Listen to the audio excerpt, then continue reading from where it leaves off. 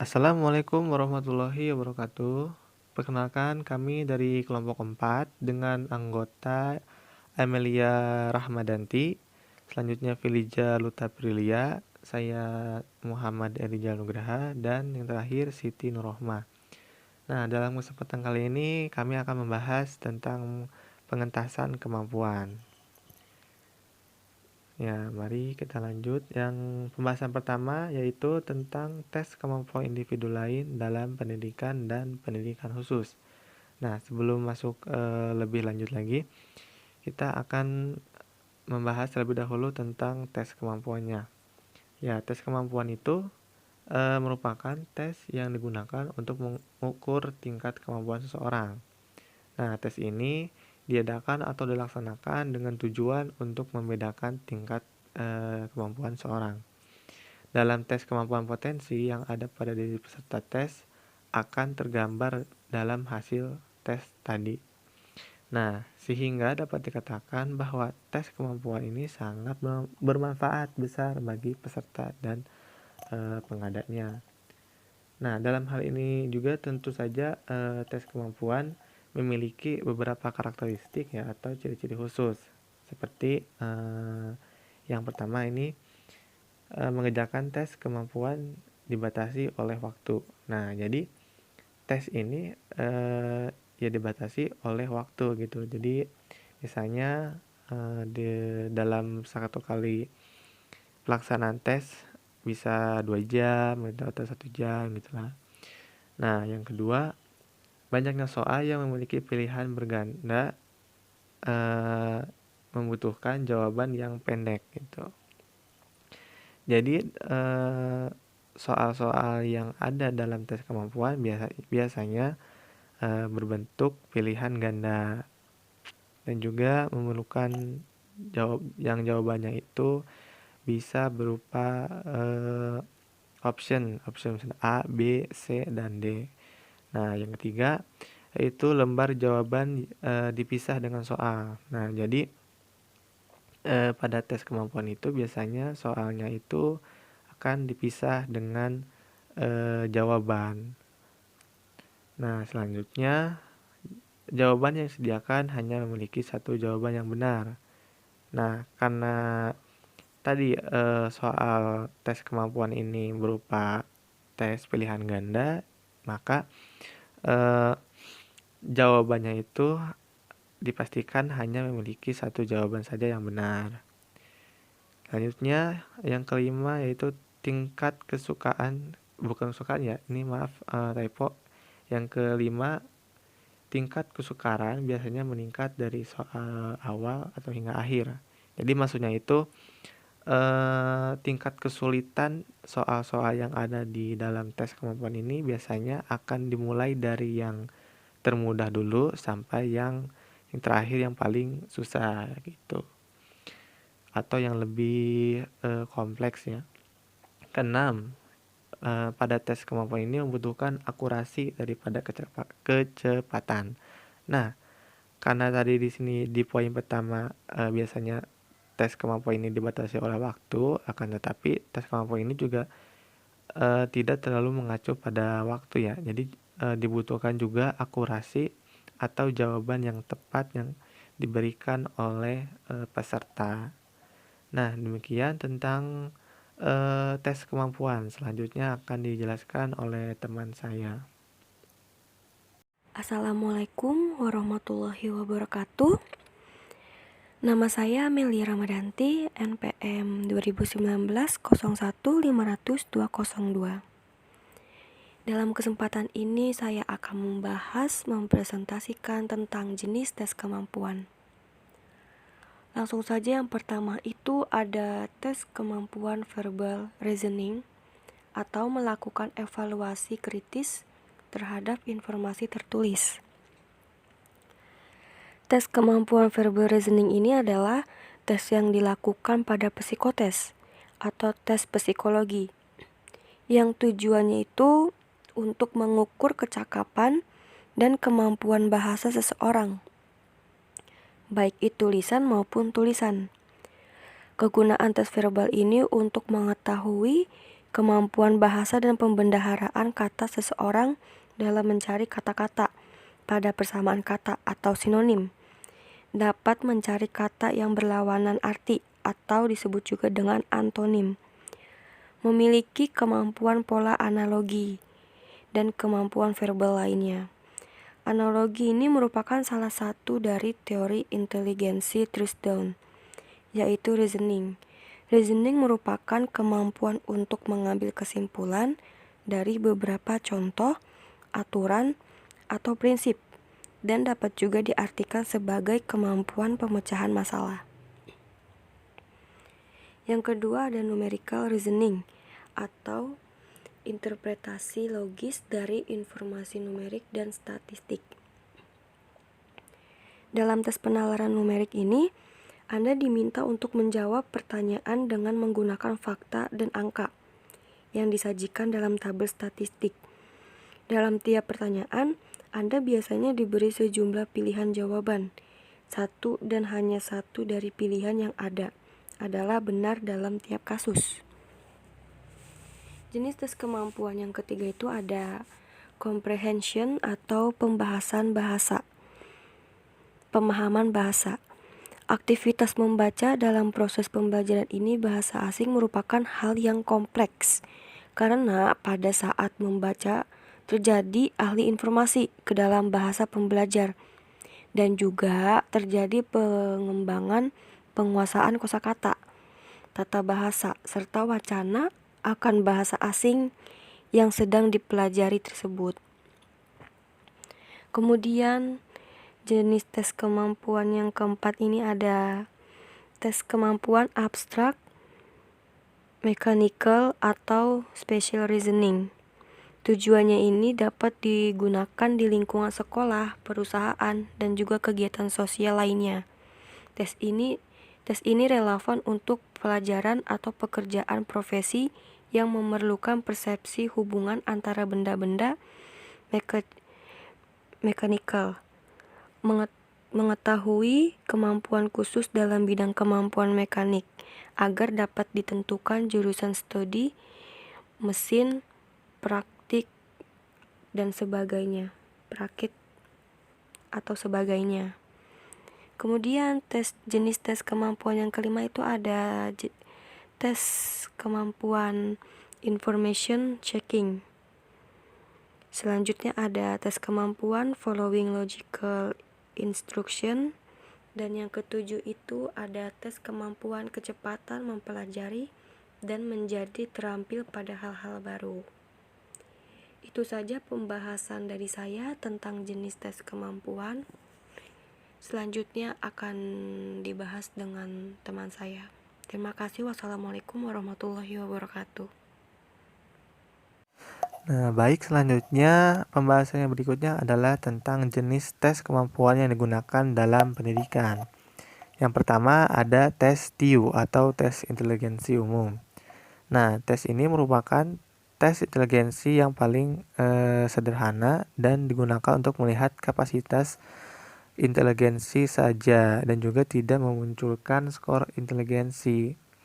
Nah, tes ini dimaksudkan untuk melatih logika berpikir dan sebagai bahan latihan untuk mempersiapkan diri dalam menghadapi seleksi masuk sekolah misalnya, atau CPNS, BUMN, dan juga sebagainya. Nah, untuk soal tesnya itu biasanya meliputi kemampuan numerik, verbal, kemampuan spasial, penalaran logika, dan juga dibatasi oleh waktu pengerjaan. Nah, yang selanjutnya ada APM.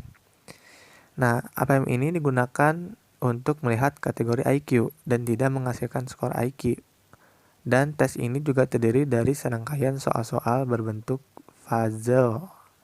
Nah, jadi dalam tes APM ini tidak memberikan suatu angka IQ ya, akan tetapi menyatakan hasilnya itu dalam tingkat atau level intelektualitas dalam beberapa kategori.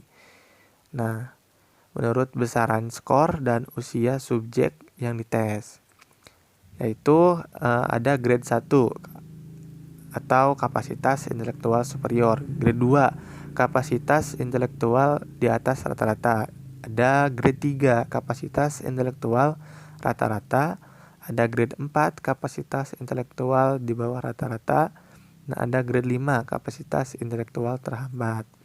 Nah, untuk tujuan dari tes APM itu sendiri adalah untuk mengukur kemampuan intelektual orang normal tanpa batasan waktu dan dipakai di atas 11 tahun. Nah, digunakan untuk kemampuan observasi, selanjutnya untuk mengukur tingkat inteligensi dan analisis tujuan klinis. Nah, selanjutnya itu ada tes IST atau Intelligence Structure Scale. Nah, tes ini merupakan salah satu jenis alat ukur yang mengukur konstruk inteligensi manusia. Sebagai alat ukur inteligensi, IST ini menghasilkan skor min dalam konteks inteligensi yang disebut dengan IQ. Nah, berdasarkan hal tersebut, IST umum digunakan untuk memahami diri dan pengembangan pribadi, merencanakan pendidikan dan karir, serta membantu pengambilan keputusan dalam hidup individu. Nah, dalam tes ini juga terdiri dari 9 subtes yang tiap subtesnya itu memiliki batas waktu yang ditentukan secara formal. Selanjutnya ada TKD. TKD ini adalah tes kemampuan dasar. Nah, tes kemampuan dasar ini yang digunakan dalam seleksi kompetensi dasar. Soal tesnya itu biasanya berasal dari Badan Kepegawaian Negara atau BKN. Nah, tes ini terdiri atas 3 bagian, yaitu tes inteligensi umum, tes wawasan kebangsaan, dan tes karakteristik pribadi. Nah, tes ini biasanya sih digunakan untuk tes dasar masuk PNS ya. Tapi pada akhir-akhir ini sering digunakan dalam proses seleksi berbagai sekolah. Nah, pada dasarnya soal-soal TKD itu untuk masing-masing jenjang pendidikan itu tentunya berbeda gitu kan, baik jenis soalnya maupun tingkat kesulitannya. TKD untuk lulusan SMA akan berbeda juga dengan TKD untuk jenjang diploma sarjana. Jadi tes TKD ini disesuaikan gitu. Nah, biasanya tes TKD ini terdiri dari 10 buah subtes, masing-masing mengukur kemampuan inteligensi yang dikembangkan oleh pakar bernama Thurstone, dan biasanya digunakan sebagai tes inteligensi pada sekolah-sekolah. Nah, selanjutnya yaitu adalah tes CFIT. Tes ini dibuat dengan latar belakang tes-tes inteligensi lainnya yang tidak bebas nilai dan masih terpengaruh oleh budaya dan juga norma pada masing-masing negara. Norma dan juga nilai-nilai pada suatu kebudayaan ini dapat mempengaruhi hasil dari pengukuran IQ atau inteligensi individu. Karena itu diperlukan sebuah tes inteligensi universal yang sifatnya bebas nilai, tidak terikat pada kebudayaan tertentu, dipahami oleh semua orang secara universal. Nah, tes CFIT ini merupakan tes psikologi yang mana ia itu mengukur apa yang dikenal sebagai fluid inteligensi, yaitu kecerdasan yang meliputi kemampuan analisis dan penalaran. Nah, dalam CFIT ini terdapat 3 jenis. Yang pertama adalah CFIT skala 1 yang bertujuan untuk mereka yang mengalami retardasi mental. Yang kedua ada CFIT skala 2 yang ditujukan untuk usia 8 hingga 13 tahun. Yang ketiga adalah CFIT skala 3 yang ditujukan untuk dewasa. Nah, untuk CFIT skala 3 ini adalah bentuk tes CFIT yang biasanya paling umum dan juga banyak digunakan saat ini, terutama untuk penggunaan rekrutmen dan juga asesmen awal pada individu atau klien. Nah, berikut penjelasan dari saya, selanjutnya akan dilanjutkan oleh teman saya yang lainnya. Assalamualaikum warahmatullahi wabarakatuh. Saya Siti Nurrohmah, NPM 2019-01500249. Saya akan melanjutkan materi yaitu tes kemampuan dalam pendidikan umum. Yang pertama adalah tes Woodcock-Jansen Tree.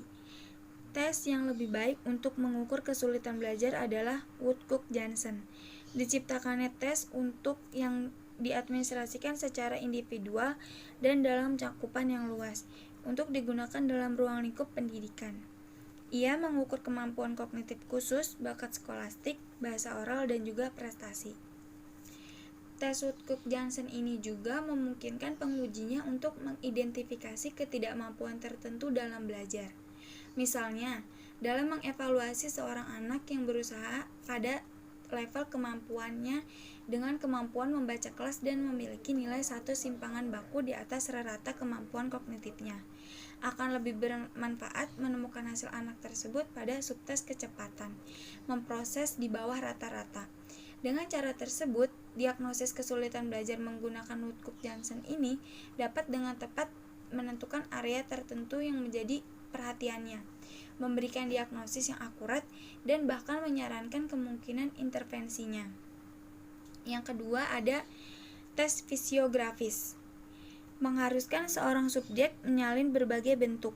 Tes ini digunakan dalam pendidikan dan telah mencapai posisi penting dalam pengukuran neuropsikologisnya, karena sensitivitasnya pada berbagai jenis kerusakan otak. Tes ini disebut juga Benton Visual Recension Test. Tes yang didasarkan pada konsep ketidakmampuan psikologis. Ketika performa buruk pada tugas tertentu atau disebabkan oleh beberapa ketidakmampuan yang melatar belakangi. Dengan mengetahui fungsi yang melatar belakangi yang diukur oleh tes psikologis tertentu, penguji tes dapat menghubungkan prestasi yang buruk pada fungsi yang melatar belakangi hal tersebut. Dan tes ini itu diciptakan untuk individu berusia 8 tahun ke atas.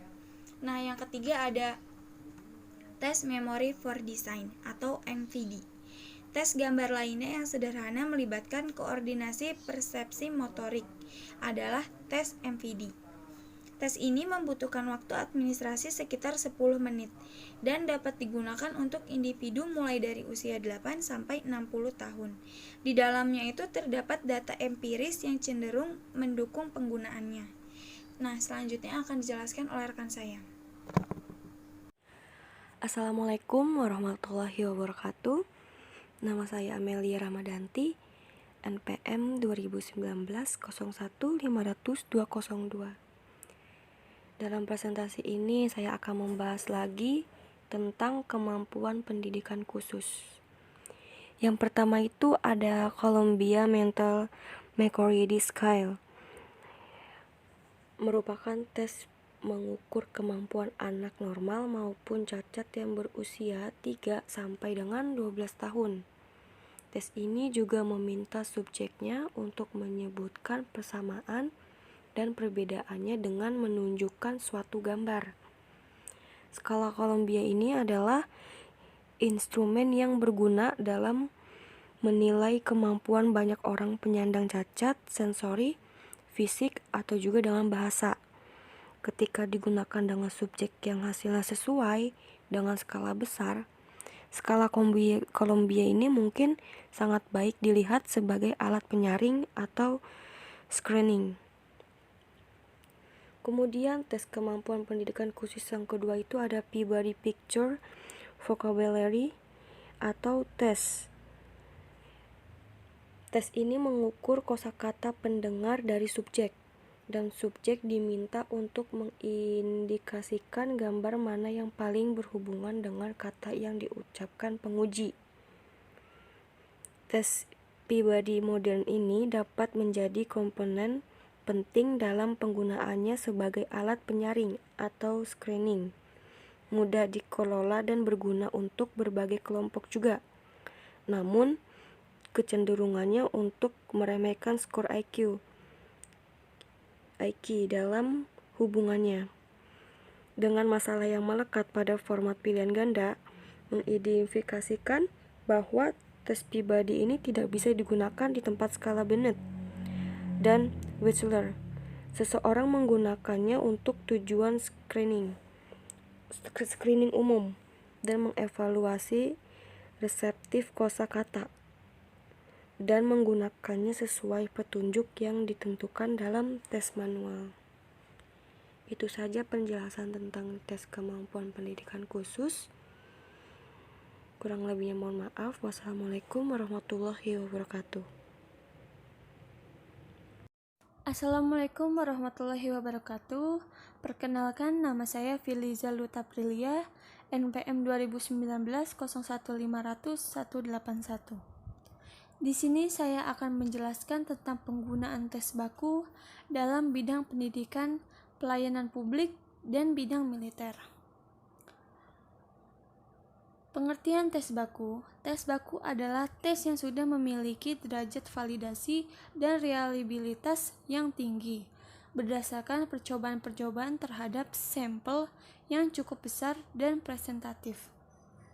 Di samping itu, tes baku telah diklarifikasikan sesuai dengan tingkat kelas dan klarifikasinya.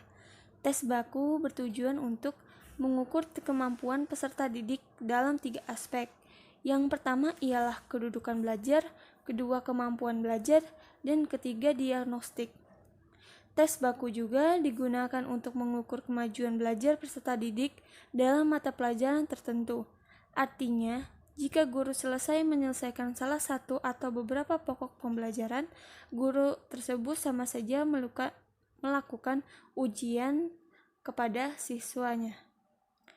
Selanjutnya, tes baku dalam bidang pendidikan ada American College Test atau ACT, yaitu tes masuk perguruan tinggi yang banyak digunakan di negara populer. Di beberapa negara bagian, misalnya Alabama, sebagian besar siswa mengikuti tes tersebut dengan memberi skor yang spesifik dan tersusun. Skor di sini mencakup penilaian dalam bahasa Inggris, penggunaan matematika, dan membaca studi sosial.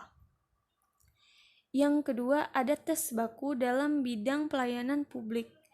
Raven Profis Matrix, yaitu tes yang digunakan bukan untuk lingkup pendidikan saja, tapi juga untuk pelayanan publik juga melakukan tes ini, atau disingkat RPM. RPM di sini termasuk tes nonverbal, yaitu caranya subjek individu harus memilih desain yang cocok dari setiap bagian matriks yang hilang. RPM memiliki 60 item soal yang diyakini setiap item itu memiliki tingkat kesulitan yang berbeda. Selanjutnya ada tes baku bidang militer. US Military Armed Service Vocational Aptitude Battery didesain untuk Department of Defense atau disingkat ASVAB. Diujikan pada sekitar 1,3 juta orang pada setiap tahunnya. ASVAB ini didesain untuk siswa kelas 11 dan kelas 12 serta sekolah menengah. Skor hasil tes ini dapat digunakan baik di daerah pendidikan maupun militer. Di lingkup militer, hasil ASVAB ini dapat membantu mengidentifikasi kandidat potensial untuk bergabung dengan militer dan dapat juga merekomendasikan tugas untuk berbagai program pelatihan pekerjaan kemiliteran. Selanjutnya ada psikologis pengetasan kemampuan. Yang pertama ada tes karir. Tes karir memiliki tujuan untuk mengetahui seberapa dalam ketertarikan Anda pada pilihan jenjang karir Anda. Tes karir juga bertujuan untuk menentukan jati diri.